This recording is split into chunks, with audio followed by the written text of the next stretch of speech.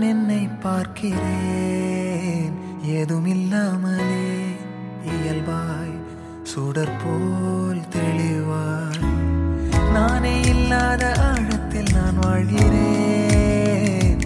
கண்ணாடியாய் பிறந்தே காண்கின்ற எல்லாமும் நான் ஆகிறேன்